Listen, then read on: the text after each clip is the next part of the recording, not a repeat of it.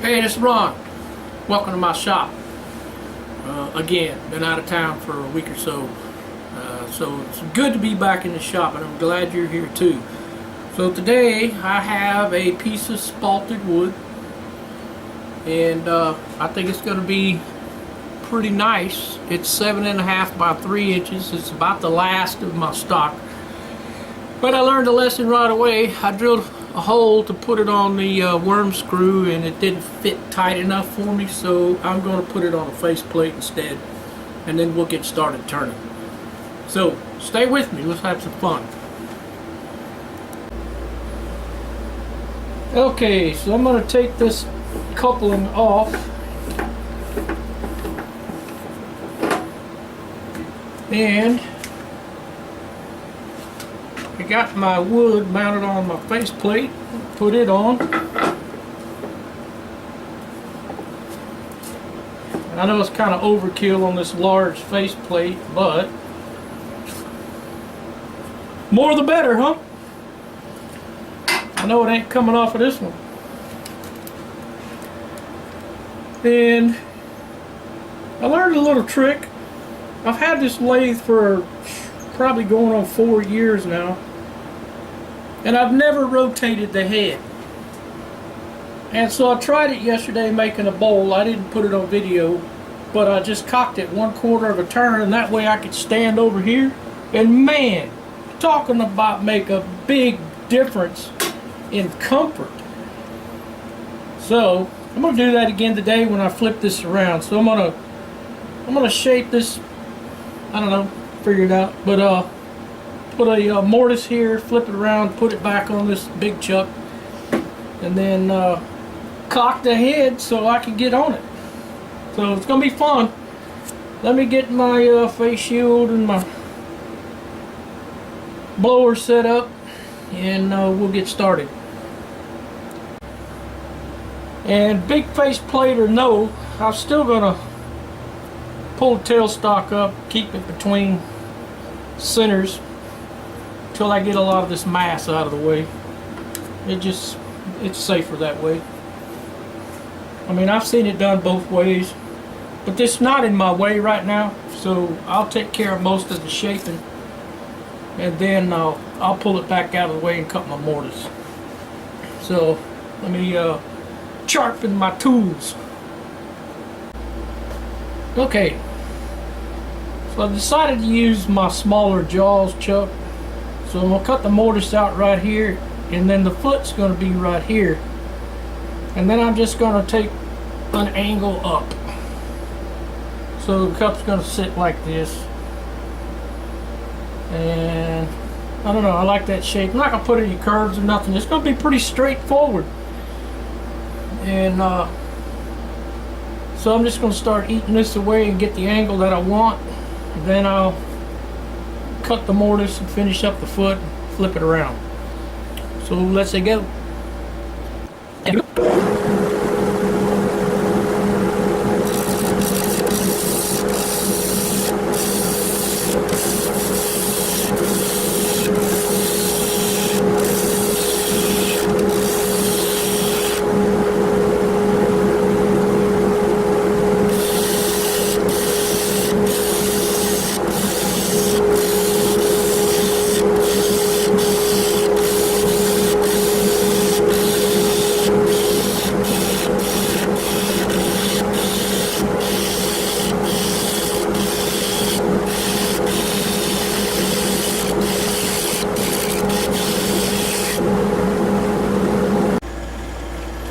Alright, so I got the angle that I want right here. I'm gonna smooth it out a little better, and I still got to make the bottom flat, and I'll put a little tiny indentation right here just to separate it. And it's going pretty quick. I mean, that was only like, I don't know, 5 minutes or so, but I got a lot of tear out, so I'm gonna go back over it with my my big bowl gouge and feather it. That'll take care of that. But I got it roughly the right shape. So let me keep working on it.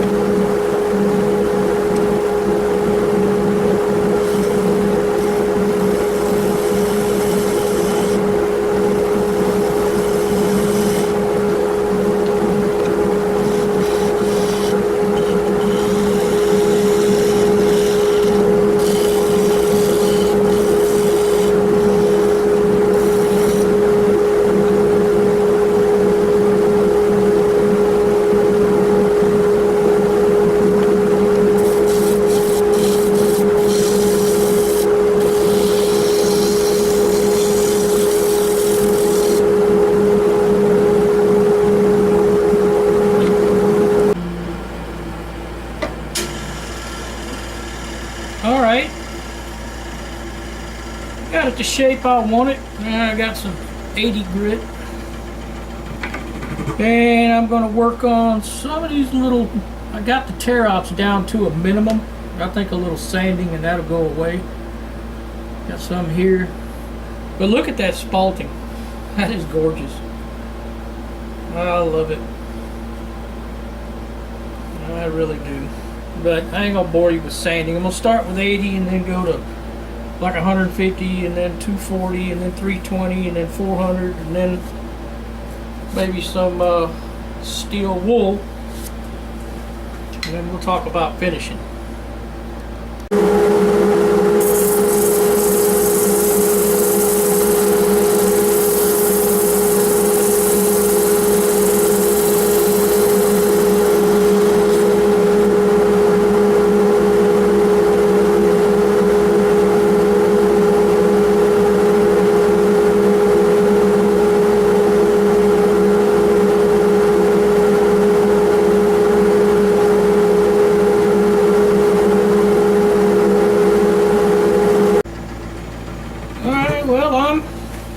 I'm done with the 80 grit. I got 99% of the tear out. And I'm gonna go on up in the grits. I'll come back when I get past the steel wool. Okay, decision time. I might stain this. I've never stained Spalted Maple before. I wonder what it'll do. All these lines. I got some Merlo. I've used it before. I really like that stuff. You know what? It's a free piece of wood. Let's do it. Let me get set up. Okay, so I got Merlo. And I'm just going to wipe it on.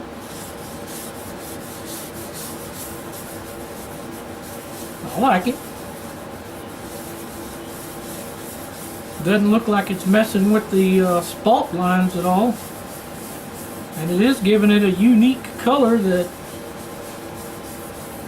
I don't know, kind of grows on you.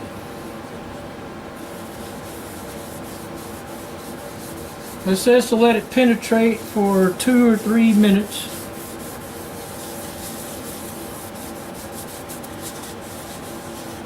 And then wipe it off and allow it to dry. What it doesn't say is how long you allow it to dry. So this may be a waiting game.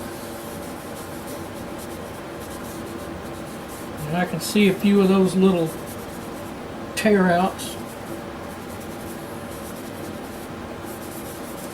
Actually kind of hides them a little bit. I like it. Alright, let that dry. Oh, and yeah, wear gloves because I made that mistake before. This stuff don't really come off that well. And it's hard to explain. So we'll let it dry and I'll wipe it off. Alright. The big reveal fixing to happen.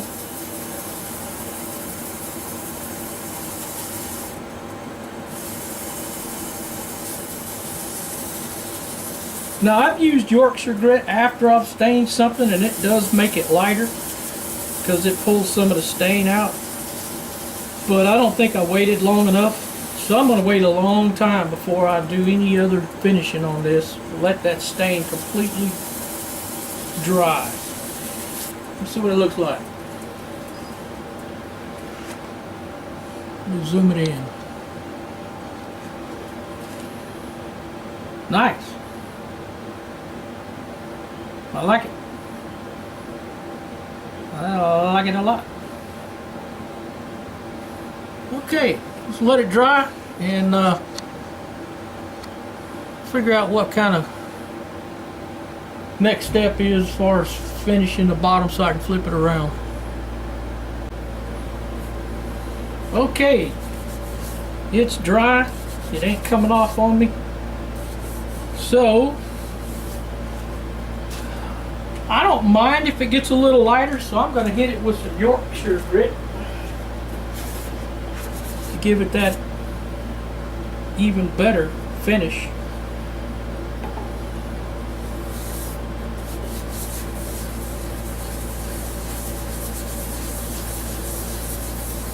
And that's taking it off. But like I said, if it gets a little lighter, I don't care. It was really light. Now it's not as light. But so we'll run that up. Yeah, I'll leave it. Okay, there again.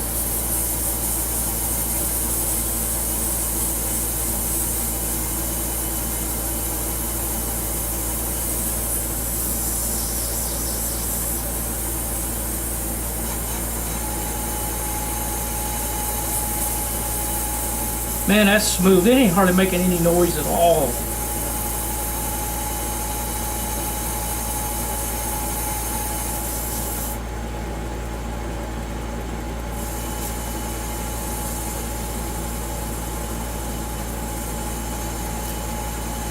I like it. Let's see what it looks like.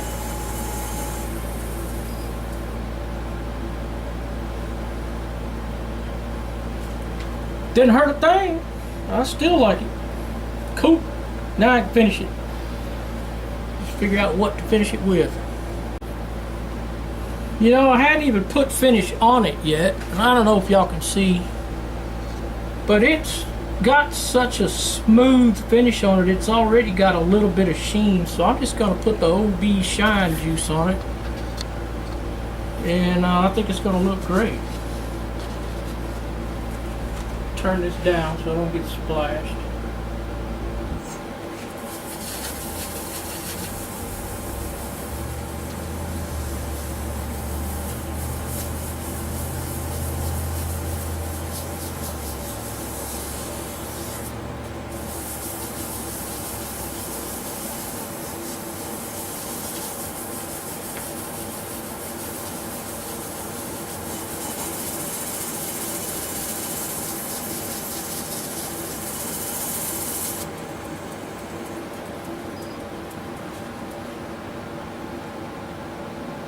Shiny, man.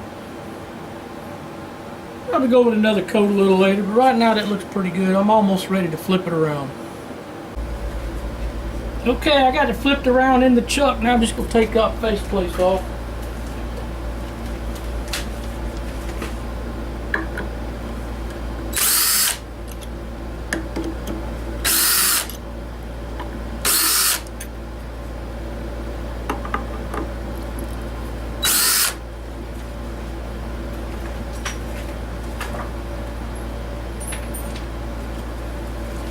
Alright, so I got that little bitty hole there. I think that's all I'm going to need to get started. But what I'm going to do is I'm going to cock the head.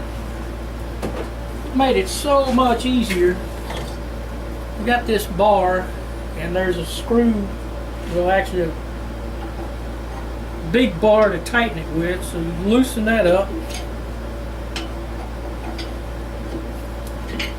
When you get it loose, you got a little switch or a lever.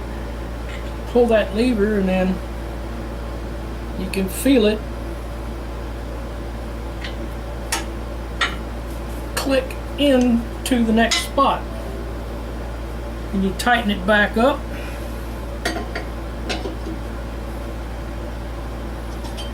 And now, instead of leaning over the bed, I'm real comfortable right here, just cocked out to the side. Now, when I first bought this lathe, I knew it would do that, but I thought the only time you would do that is if you needed to turn a larger diameter bowl than 16. But man, am I stupid or what? This makes life so much easier from not having to lean over the bed. And like them robust lathes, you slide it all the way to the end and work off the end of it. I'd love to have one of them, but it's not in my budget. This one is, however, and I'm really liking it since I upgraded it to the DVR. Cock the head, this little bowl won't take no time at all. And as long as I don't cock it all the way to the side, I won't need to modify or get a different tool rest. I can just use the one I got. Perfect right there. Matter of fact, I can turn the camera a little bit. Look at there. Alright, let me get all set up and we'll dig the middle out. And what I meant by getting set up is to adjust it to where I'm in the middle. My tip, cutter tip is right about the middle, and I'm just a hair higher than the middle. I don't think it'll make a difference. I can always adjust it up or down the way I'm holding it. But to do everything by the book, they said that's middle. So let's get busy. Alright, fresh edge, and I'm gonna finish getting it the right thickness. I got a fat spot here, and then I need to take a little bit more out of the bottom.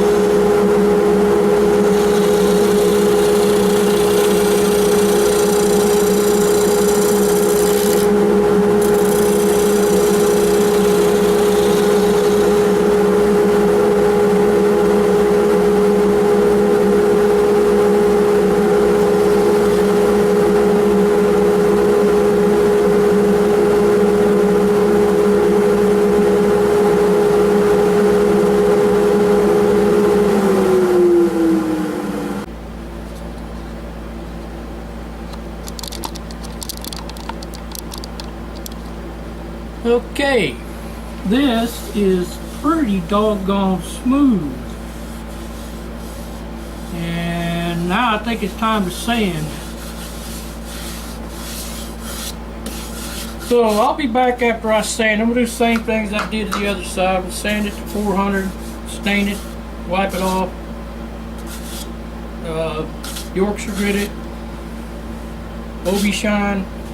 And then I didn't show y'all, but I put some paste wax on the other side, and it's drying up the buff now, so I'll buff all I can. And I am going to flip this one around and put it on my Longworth chuck and make that bottom look better. So I'll be back in a little bit. Listen to that. Nice, I like it.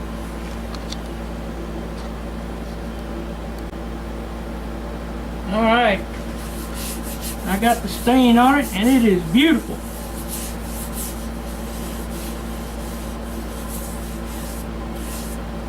Let it soak a little bit and then I'll wipe it out.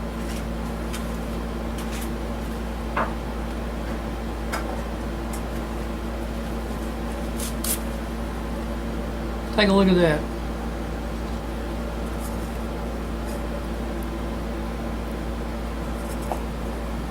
Nice. Now I'm going to let that dry longer than last time before I put Yorkshire grit on there. Then maybe it won't take so much back off. But it sure changed the whole piece of wood.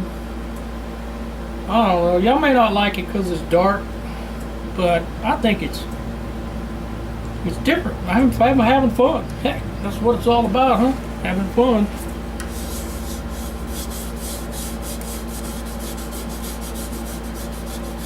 I think it's going to be just fine. But anyway, I'll be back. When it gets dry, I'll Yorkshire grit it and then shine juice it. And then I'll flip it around. Put it on my Longworth. Okay, that's about 3 coats of, let me get the light just right. About 3 coats of shine juice after Yorkshire gritting it. I really like this bowl. So now I'm going to get my Longworth chuck out and we'll put it on there and finish the bottom. It won't take but a minute, so I'll be right back. Alright, so open up the jaws a little bit.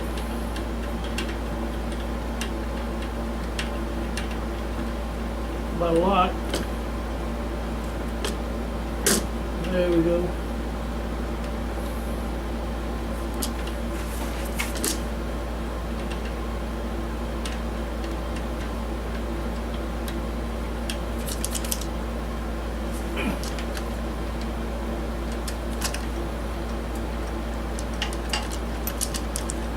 Alright, now one thing this says is do not run it over 600, so I'm going to start it out at 400. See what it looks like. Apparently I got some of them tightened up because I can't move it.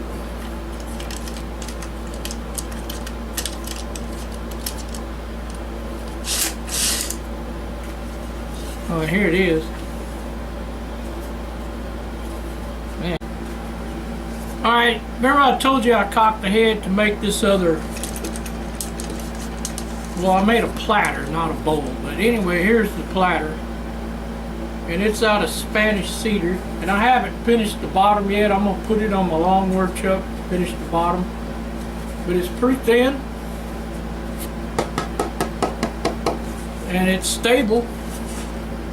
And I didn't do anything to it, just put a finish on it. And I like it. So it didn't take that long either, and that's the part where I cocked the head and it made it a lot easier, especially on something this big around. This is like 12 and a half. Yeah, it was only about, I don't know, that thick. So I'm enjoying it.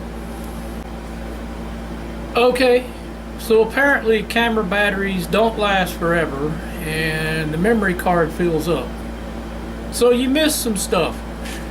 And so basically all you missed was I smoothed out the bottom and stained it.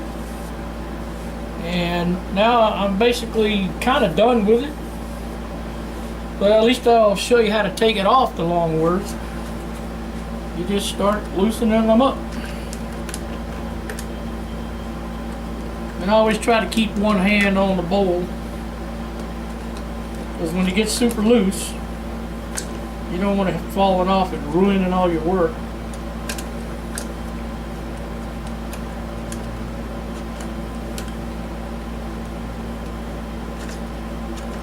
I'll get them all loose. One to go.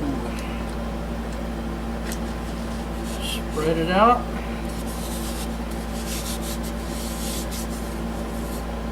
And there we go. It's light. Super light. And I like it. It's different. probably not the best bowl ever made on the planet. But for a Father's Day weekend and getting to spend time in my shop after being out of town for a week, I had fun. So if you liked it, subscribe, hit the like button, and share it. I got a new project. I can't say every week because I'm not home every week, but when I'm home I got a project, and I fix have to go find some more wood.